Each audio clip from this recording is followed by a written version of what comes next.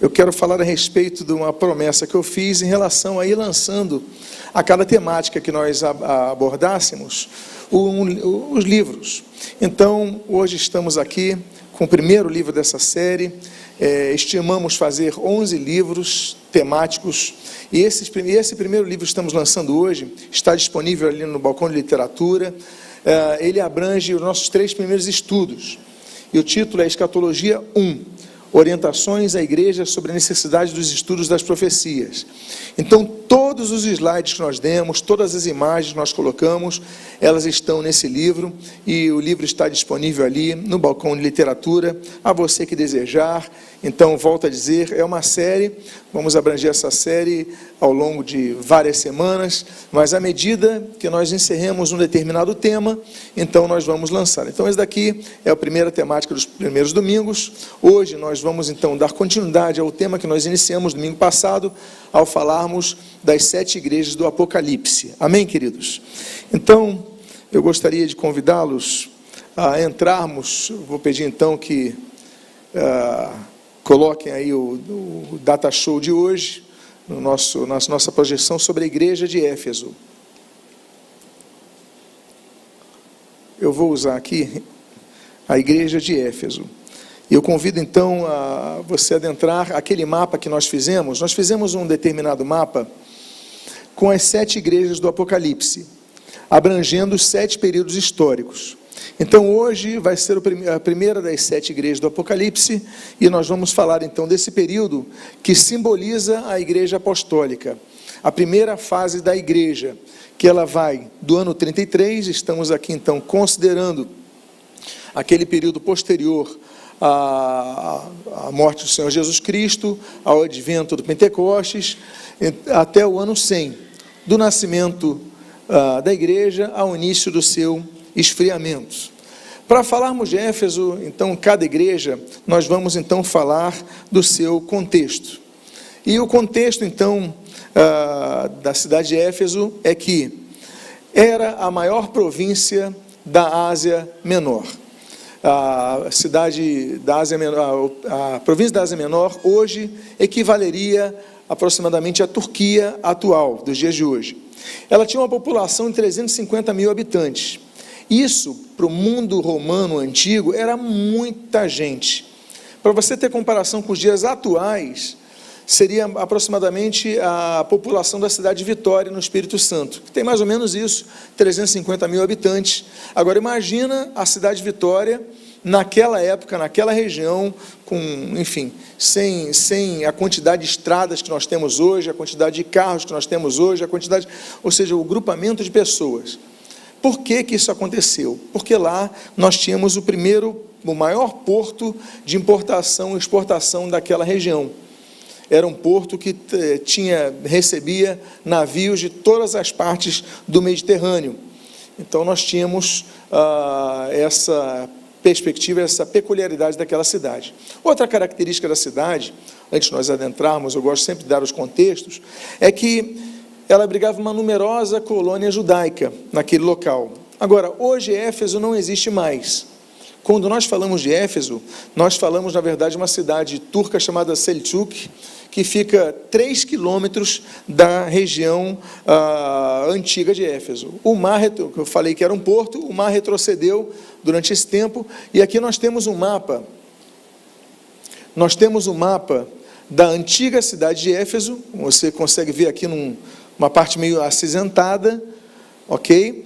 Essa é a cidade moderna, Selçuk, que nós chamamos hoje de Éfeso, mas na verdade tem outro nome. E aqui ficava o antigo porto de Éfeso. Então, das ruínas da cidade, aqui é o porto antigo e aqui é o porto atual. Então você vê como retrocedeu com o tempo essa cidade. Mas as ruínas estão aqui e aí podem ser visitadas. E aí eu tenho fotos de um período que lá estive, quando fui fazer um curso naquela região. Então nós temos aqui a coluna e parte de uma coluna do templo de Diana dos Efésios, nós vamos falar sobre isso. Aqui estou em frente à biblioteca de Celso, junto com o pastor um pastor muito querido, Levi Castro. Ele morava em Esmirna, me acolheu na sua casa, me hospedou na sua casa. Hoje ele está servindo o Senhor na Bulgária, com a população turca do sul da Bulgária. Aqui é o Teatro de Éfeso, aqui é a igreja de João, uma igreja que João, enfim, esse que vai ter a visão, ele vai estabelecer ali, e é feita essa igreja. Aqui é uma estátua de Sofia, está nesse nicho aqui, vocês veem na Biblioteca de Celso. E aqui é a igreja onde foi feito o concílio de Éfeso de 431, onde foi definida uma terrível doutrina, a qual nós não abraçamos, e eu vou falar ainda que en passant sobre isso, a respeito dessa questão. Sobre a religião em Éfeso, por ser um porto importante, era também um forte centro de politeísmo, porque recebia pessoas do mundo inteiro, navios do mundo inteiro, pessoas com várias religiões, né? O politeísmo infestava todo mundo. Então ali havia muitos cultos realizados.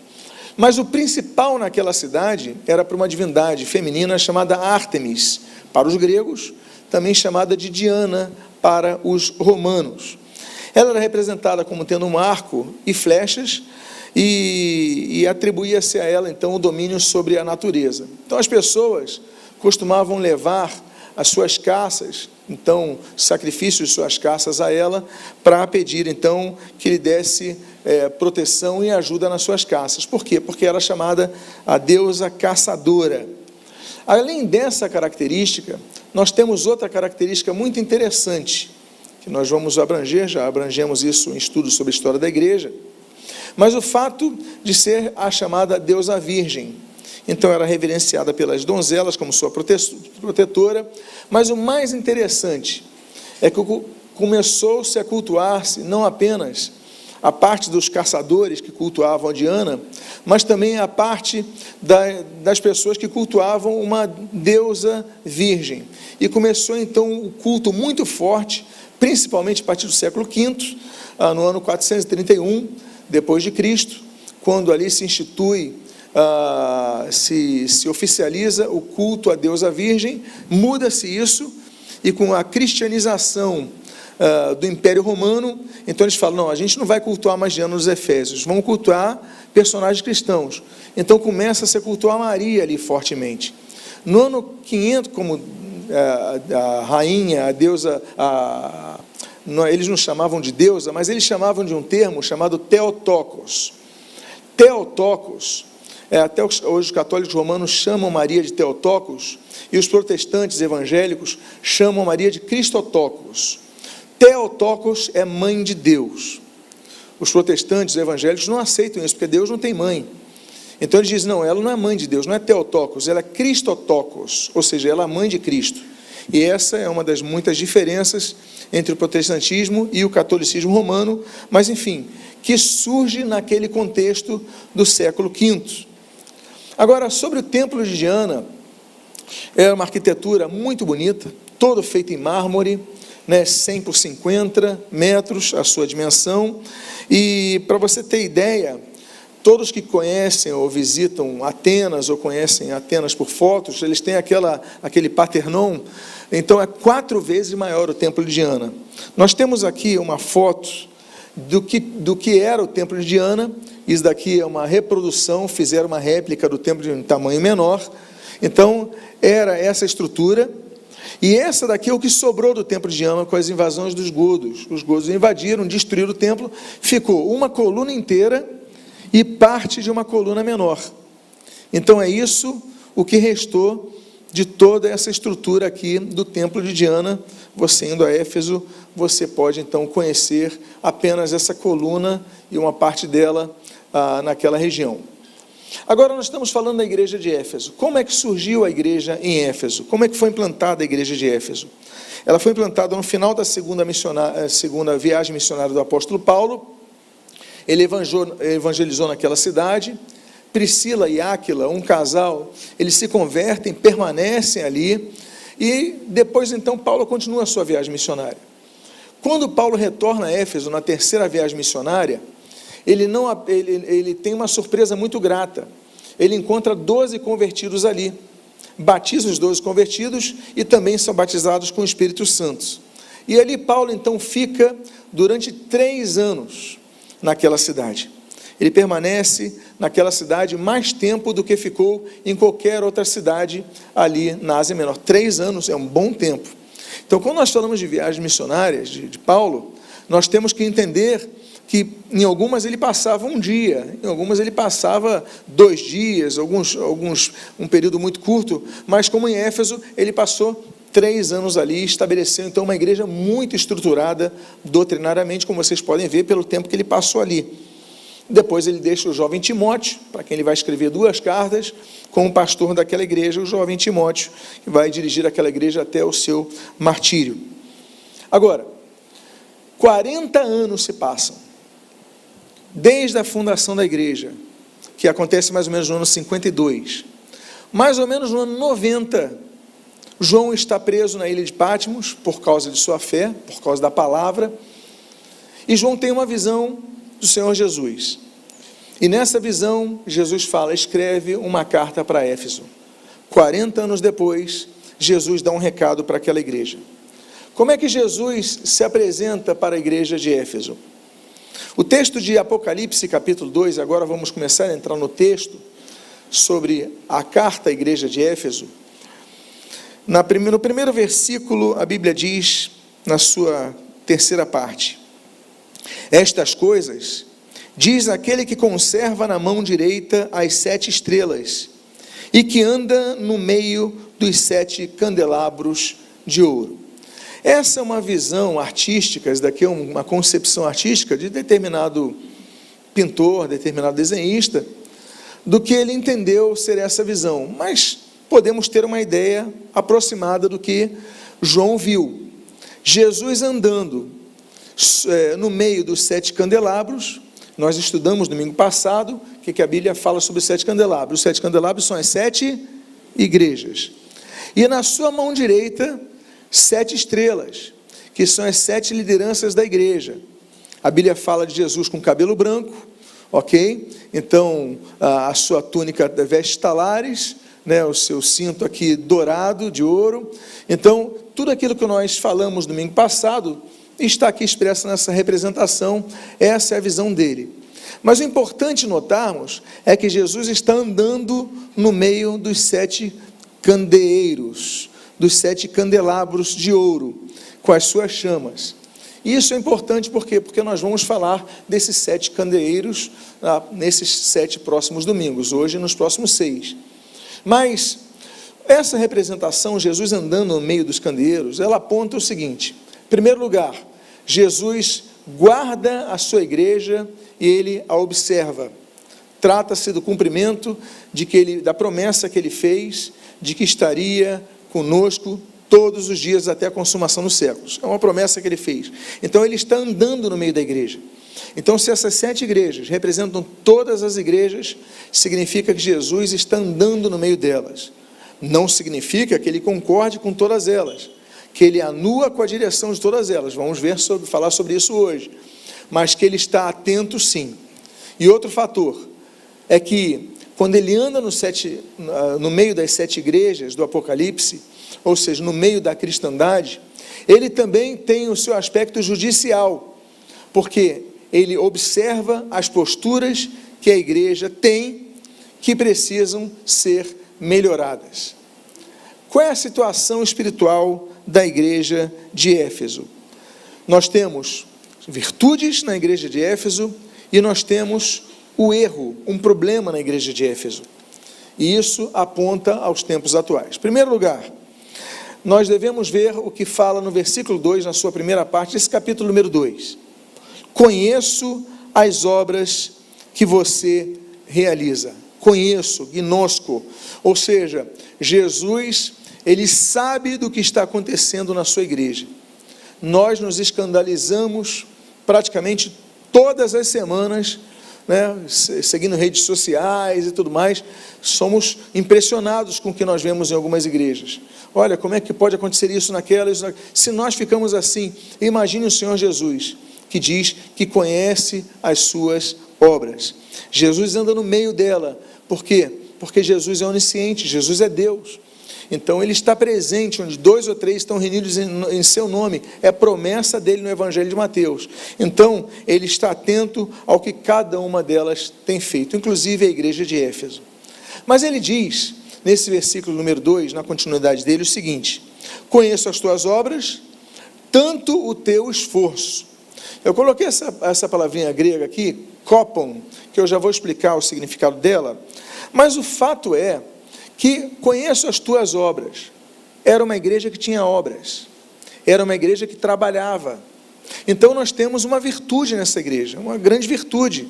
Não era uma igreja estacionada, não era uma igreja sem trabalho, não era uma igreja que ficava apenas com uma plaquinha. Eu lembro até hoje, eu fui visitar uma igreja em Martha's Vineyard, e eu fui lá no período do inverno. Foi no período do inverno, estive lá 3 vezes, mas numa vez eu me impressionei, porque foi no período verão, que foi julho e agosto. Estava assim: estamos de férias, voltamos em setembro. Eu falei, eu nunca vi isso numa igreja, uma plaquinha, estamos de férias, voltamos em setembro. Ficaram 2 meses sem culto, sem pregação da palavra. Meu Deus! Agora, era uma igreja, tinha aparência de igreja, tinha púlpito, tinha vitrais bonitos, com certeza tinha sua membresia, mas uma igreja simplesmente tira férias. Por quê? Porque falta alguma coisa nessa igreja. Jesus conhece as suas obras, diferentemente daquela igreja que eu pude observar ali. Essa igreja era uma igreja que operacionava suas obras, tinha ações.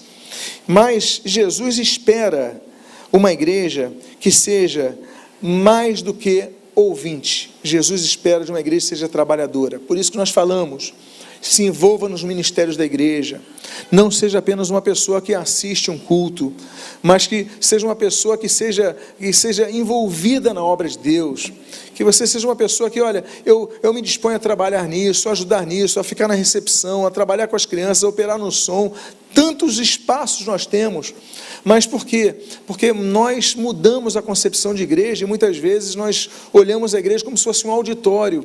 Igreja não é um auditório, isso daqui tem uma aparência de auditório, mas igreja é mais do que isso. Igreja é mais do que o período de 2 horas que nós ficamos num determinado momento para cultuarmos juntos.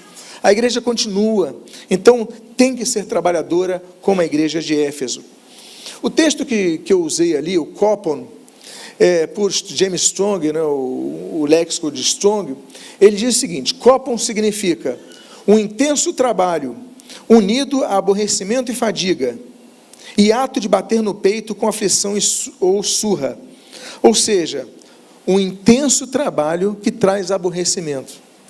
Tem gente que começa a trabalhar na igreja, mas nos primeiros aborrecimentos que surgem, você lida com pessoas se atrasam. Eu não sei se aqui tem mais gente que fica tenso com o atraso dos outros quando está marcando alguma coisa.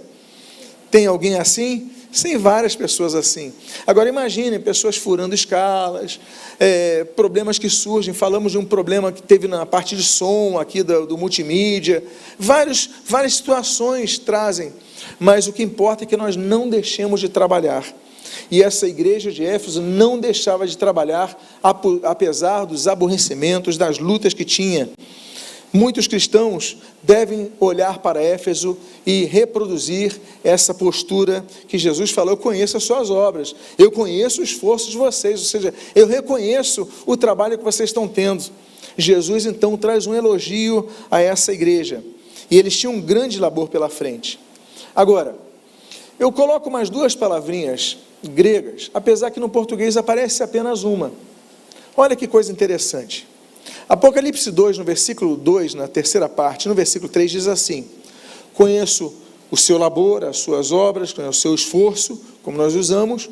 Aí ele fala, como a sua perseverança.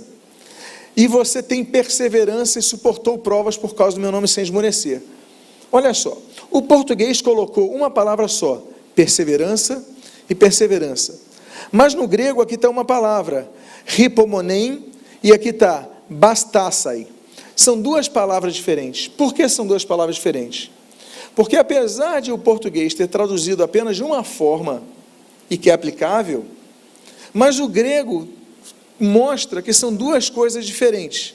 Quais são elas? Em primeiro lugar, hipomonem, que significa constância, estabilidade, paciência. Ou seja, tinham que ter constância, estabilidade, e eles tinham. Era uma igreja estável. Mas a outra palavrinha, que é a que nós colocamos ali, bastassai, significa levar o que é duro de suportar. Ou seja, uma coisa é constância, outra coisa é carregar o que é duro de suportar. Por quê? Por causa das perseguições que eles tinham. Sendo uma igreja cristã, adorando a Cristo, servindo a Cristo, no meio de uma sociedade politeísta, onde havia um culto muito forte àquela deusa virgem, a Diana dos Efésios, a Ártemis dos gregos. Então, eles tinham que ter suportar a pressão. E é isso que ele fala: olha, eu conheço a sua perseverança, como você suporta a pressão. E na outra palavra ele diz: e eu conheço a sua constância. Vocês, apesar da pressão, imagina a pressão dos parentes. Quantos aqui se convertem e recebem pressão dos parentes? Olha, você não pode fazer isso, você tem que voltar à religião da sua família, você tem que fazer isso, aquilo, por causa do amor a Cristo. Imagina naquele contexto que era muito pior do que o nosso, era muito mais difícil. Então, você tinha que ter constância, e a igreja de Éfeso é uma igreja conhecida pela sua constância no meio da perseguição. Jesus também revelou que eles enfrentaram provas, mas eles as venceram, ultrapassaram essas dificuldades. Por quê? Muitos, depois de um certo tempo, eles começam ativos na obra, começam envolvidos na obra, começam trabalhando, evangelizando, trabalhando nas escalas, servindo no evangelismo, fazendo tantas coisas. Mas depois de algumas lutas, eles abandonam. E quantas cadeiras que você conhece, que podiam estar ocupadas por pessoas que um dia trabalharam na obra e não estão mais. O que aconteceu? Eles não tinham a característica que Éfeso tinha. Uma outra virtude de Éfeso, além de ser uma igreja que trabalhava, além de ser uma igreja que tinha constância e suportava a pressão externa, continuavam firmes, tem outra virtude que Jesus exalta na igreja de Éfeso. Ele diz o seguinte, na continuação do versículo 2: então, que vocês trabalham, eu conheço o labor de vocês, a constância de vocês, o esforço de vocês, e que pôs à prova os que se declaram apóstolos e não são, e descobriu que são mentirosos. Uma igreja que se colocava numa postura de não aceitar qualquer liderança que se apresentasse como tal. Eu quero lembrar para vocês que a igreja, ela enfrentou grandes desafios. Geralmente 3 grandes desafios a igreja enfrentava naquele primeiro século. Primeiro, culto ao imperador. As pessoas tinham que cultuar o imperador, que era chamado Dominus et Deus. Então, ainda que alguns não se vissem assim, mas eles aceitavam essa adoração, culto ao imperador. Tinha o segundo problema, o politeísmo que os envolvia. E o terceiro problema, uma religião, uma seita herética chamada gnosticismo. Essa seita herética, ela tinha algumas características que misturavam cristianismo, judaísmo, zoroastrismo, religiões orientais, babilônicas, egípcias, enfim, era um caldo, era uma mistura, e tinha várias vertentes. Mas uma delas trazia então os seus mestres gnósticos, que falavam o seguinte: não existe necessidade alguma de santificação, muito pelo contrário, você tem que liberar a sua libido, você tem que liberar a sua carnalidade, você tem que liberar tudo, porque esse é o caminho para a salvação. Ou seja, eles iam contra a mensagem cristã que visa a santidade. E aí, meus amados irmãos, a igreja se posicionou, e a igreja de Éfeso tinha essa característica. Ela falou: olha, eles se declaram apóstolos, mas não são, eles são mentirosos. E a igreja de Éfeso, então, mantinha a sua postura. Mas eles se apresentavam com títulos: não, eu sou mestre, não, eu sou apóstolo, não, eu sou isso, eu sou aquilo. Mas a igreja de Éfeso não se impressionava por isso. Olha só a membresia que teve Éfeso. João, apóstolo João, foi membro da igreja, apóstolo Paulo, Lucas, Maria, mãe de Jesus, Timóteo. Esses daí são alguns nomes que a igreja de Éfeso teve na sua membresia. Como é que ela vai se impressionar com qualquer um que chegasse lá que se dizia apóstolo, se dizia mestre? Então, é uma igreja que não se impressionava com isso, mas se firmava na palavra.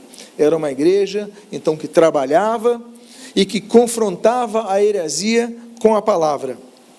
Outra coisa, nesse sentido, a continuação no versículo 2 e o versículo 6 dizem assim: sei que você não pode suportar os maus, mas você tem a seu favor o fato de que odeia as obras dos nicolaítas, as quais eu também odeio. Meus amados irmãos, para quem só tem aquela visão de Jesus, amor e tudo mais, olha, Jesus falando que odeia alguma coisa.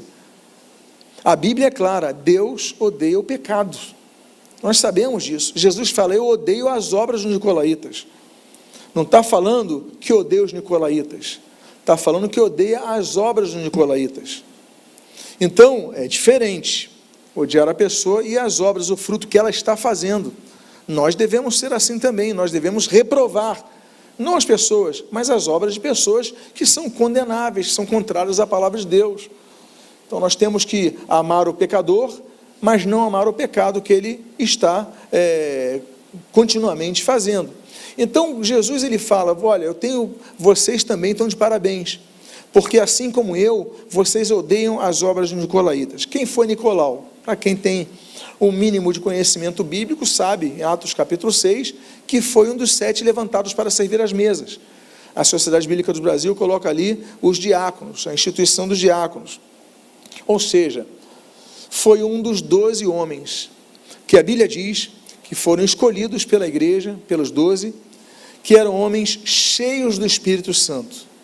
Olha só, um homem que era cheio do Espírito Santo, Jesus está falando que odeia as obras dele. O que nós vemos com isso? Que assim como no grupo que Jesus escolheu, dos 12, havia um que foi reprovado, no grupo dos 7 que os apóstolos escolheram, houve um que foi reprovado. Ou seja, não é porque as pessoas foram chamadas, convidadas, que tudo que elas vão fazer são certas. Muitas coisas podem ser condenáveis. Nicolau era um homem cheio do Espírito Santo, mas se deixou perder. E ele vivia nessa seita gnóstica, e essa é uma característica gnóstica, a obra dos nicolaítas, ou seja, a obra dos seguidores de Nicolau, que era uma seita muito permissiva, pregava a depravação do uso do corpo como liberação espiritual. Ou seja, o que ele fazia? De acordo com os escritores, Clemente de Alexandria e Eusébio de Cesareia, ele oferecia a esposa dele para outros terem relações. Que coisa! Comunidade de esposas. Sim, estou falando de uma situação que você pode falar, é inimaginável, ainda mais na igreja primitiva. As pessoas têm um conceito muito interessante de igreja primitiva. Elas falam o seguinte, nós temos que ser como a igreja primitiva, nós temos que voltar aos tempos da igreja primitiva. Meus irmãos, isso é a igreja primitiva. É o homem oferecendo a sua esposa para ter relações com os outros. Isso é a igreja primitiva. Nós temos que ser como a igreja santa de Cristo, não como a igreja primitiva no seu geral. Por quê? Porque a igreja de Laodiceia era a igreja primitiva. Então nós devemos ter muito cuidado com isso. Comunidade de esposas. Aí você fala, poxa, mas isso não acontece mais, acontece. Não, mas não acontece mais no contexto de igrejas cristãs, acontece. Nos anos 70, início dos anos 80, surgiu uma seita chamada os Meninos de Deus. Quantos já ouviram falar dessa seita? Só para ter uma noção aqui. Poucos. Os Meninos de Deus, os de mais idade, então conhecem. Eu coloquei uma foto aqui, desse movimento, que era uma igreja, um movimento que avançou nos Estados Unidos e foi pelo mundo. Os Meninos de Deus, hoje se chama A Família. Era liderado por esse homem, aqui já está com mais idade, mas no início ele era mais jovem, né, Davi Berg, e ele tinha uma técnica chamada, em inglês, fishing and flirting, que é pesca e flerte. Ou seja, as pessoas atraíam outras pessoas para terem relações e, através disso, relações sexuais mútuas, coletivas ou individualizadas, mas, enfim, abertas. Então, eles pescavam pessoas para o seu movimento. O movimento cresceu muito. Claro que depois começaram a haver denúncias, começou a haver problemas, começou a haver questões judiciais, e isso daí foi minguando isso daí. A sociedade acordou para esse tipo. Mas isso dos nicolaítas é algo que se repetiu ao longo da história e que se viu nesse movimento chamado como movimento eclesiástico dos meninos de Deus, e hoje a família que permanece com a sua viúva. Pois bem, esse Nicolau, então, tinha essa característica, mas a igreja de Éfeso não se contaminou com isso. Pelo contrário, a Bíblia diz que eles odiavam as obras dos nicolaítas. Então, nós vimos as virtudes da igreja de Éfeso. Agora, a igreja de Éfeso tinha um defeito. Uma igreja era laboriosa, trabalhadora, era uma igreja firme na sua ortodoxia contra os mestres gnósticos, era uma igreja firme contra os nicolaítas, odiava as suas obras, era uma igreja muito firme, mas ela tinha um grande defeito. E qual era o seu defeito? Apocalipse capítulo 2, versículo 4. Tenho, porém, contra você o seguinte: você abandonou o seu primeiro amor. Eu coloquei mais uma vez a palavrinha grega, por causa da tradução dela, afikes. Por quê? Porque ela traz um significado que nós aqui no português vamos entender melhor. Que abandono é esse? Mas, assim como aconteceu com Nicolau, ou seja, que se distanciou do evangelho, essa igreja, afikes, ou seja, essa palavra é usada para divórcio no grego. Ela se divorciou de Deus. Ela se divorciou daquilo que antes lhe era precioso.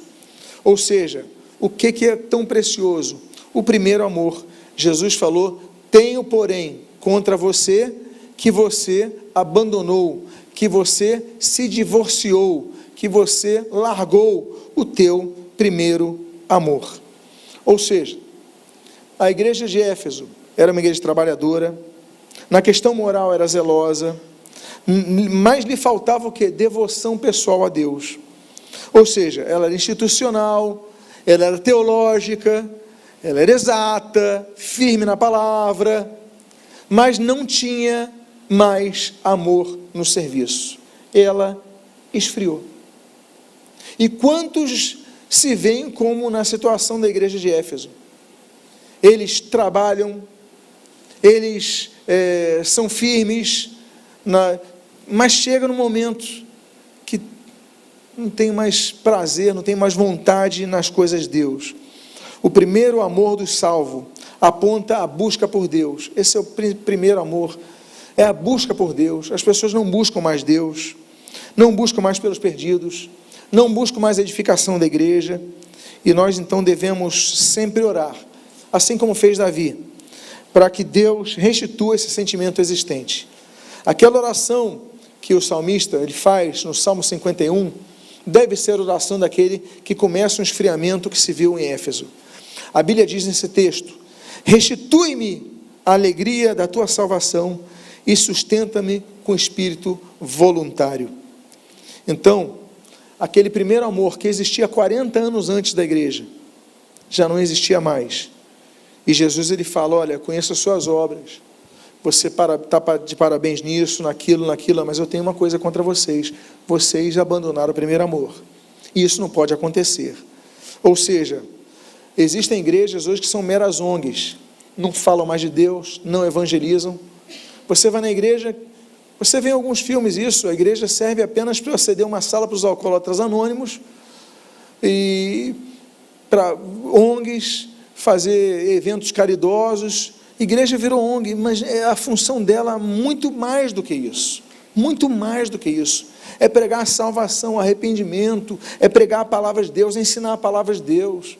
Então, trata-se de uma queda. Por que se trata de uma queda? Porque o texto, ou seja, o esfriamento na fé, o texto do versículo 5, na sua primeira parte, diz assim: lembre-se, pois, de onde você caiu. Ou seja, abandonar o primeiro amor é igual a queda. Nós pensamos em queda em muitos aspectos, mas essa é uma queda conforme Jesus, ele observa. Então, meus amados irmãos, a queda não pode ser esquecida, porque Jesus falou, lembra-te de onde você caiu, quando você caiu, no momento que você caiu. Então você tem que se lembrar disso. Agora Jesus, ele dá oportunidades, e as oportunidades trazem consequências. Então glória a Deus pelas oportunidades que ele dá. Em primeiro lugar, o amor perdido pode ser restaurado. A Bíblia diz, na continuação do versículo 5, o seguinte, lembra-te de onde caístes, aí diz assim, arrependa-se e volte à prática das primeiras obras. Quando fala primeiras obras, mais uma vez ele fala, é uma igreja que tem obras, ela trabalha, mas volta, arrepende-se e volta à prática das primeiras obras, ou seja, volta a trabalhar como você trabalhou um dia antes, volta a trabalhar com o amor que você trabalhou antes, com o zelo que você trabalhou antes, com o empenho que você trabalhou antes, que você não trabalha mais, se arrependa e volta. Então você está vendo que a igreja de Éfeso era uma igreja trabalhadora, parabéns por isso, mas a forma do trabalho estava mecanizada, e vocês perderam o primeiro amor, vocês já não servem com amor como vocês serviam. Então ele fala, arrependam-se e voltem. Por quê? Porque Jesus dá a oportunidade de voltarem, de se arrependerem. Então pratiquem as coisas para manterem a sua salvação. Duas coisas eram necessárias. Primeira delas, o arrependimento. Vale a pena entendermos, nos lembrarmos, que arrependimento não é quando a pessoa chora por um pecado que cometeu. Isso não é arrependimento, isso é remorso. Não confunda arrependimento com, eu cometi tal pecado, eu errei, e você começa a chorar. Isso não é arrependimento, isso é remorso. Isso pode denotar arrependimento se houver mudança de prática. Então, se você mudar a prática, então esse remorso, na verdade, era uma primeira parte do arrependimento, porque arrependimento é mudança de vida. E, segundo lugar, o que ele espera é que voltem à prática das primeiras obras. Ou seja, não eram para parar de trabalhar, mas era para voltar a trabalhar como trabalhavam antes. Então, volta a dizer, uma igreja que trabalha está de parabéns. Agora, como nós trabalhamos? Como nós devemos trabalhar? Como nós temos trabalhado, aliás, é uma reflexão que nós devemos fazer. Mecanicamente ou com zelo por aquilo que nós fazemos. Então, devemos trabalhar com amor. Por quê? Uma coisa muito grave, nós devemos entender que a perda da salvação, ela é passível aos que perdem o primeiro amor. Porque o texto diz, no versículo 5, de maneira muito clara, se você não se arrepender, virei até você e tirarei o seu candelabro do lugar dele. Ou seja, vai deixar de ter a luz. Retirar o candelabro, retirar a luz. Meus amados irmãos, não permitamos que isso aconteça conosco, que sejamos removidos. Volto a dizer, a ideia de Jesus Cristo, como muitos colocam no cinema e tudo mais, de um paz e amor, de um meio que um hippie, que está tudo bem e tudo mais, esse não é a visão bíblica de Jesus Cristo, é a parte da visão de Jesus Cristo, mas não é todo. Ele é cordeiro, mas ele é leão, ele é juiz, ele julga, ele remove candeeiro do seu lugar, deixa de ser o lugar onde ele anda. Então ele diz, se você não se arrepender, volta a citar o texto, dada a gravidade, virei até você e tirarei o seu candelabro do lugar dele. Jesus foi taxativo nesse sentido. Se não houvesse arrependimento daqueles cristãos laboriosos, trabalhadores, mas eu trabalho para Deus, o Senhor Jesus não fala, em teu nome eu expulsei demônio, em teu nome eu fiz isso, eu evangelizei, Jesus fala, apartai-vos de mim, não vos conheço. Jesus é muito taxativo nesse sentido. Por quê? Porque a graça de Deus, ela pode ser acolhida ou rejeitada, conforme nós lemos na própria Bíblia. Eu coloco aqui apenas 3 textos. Um deles, Gálatas 5:4. Vocês que procuram justificar-se pela lei estão separados de Cristo. Vocês caíram da graça de Deus. Ele está escrevendo para a igreja de Gálatas, a igreja da Galácia, dos Gálatas. Ou seja, eles falam, vocês querem se justificar pela lei mosaica? Vocês caíram da graça de Deus. Ou seja, pessoas podem cair da graça de Deus, estão brincando, não entendem que podem cair. Segundo lugar, o segundo texto que eu coloquei aqui, dos vários que podíamos citar, e não é a temática do nosso estudo de hoje, é Atos capítulo 13, versículo 43. Terminada a reunião na sinagoga, muitos dos judeus e dos prosélitos seguiram Paulo e Barnabé, e estes, falando com eles, os persuadiram a continuar firmes na graça de Deus. Olha, continuem firmes na graça de Deus. Por quê? Porque eles podiam decair da graça de Deus.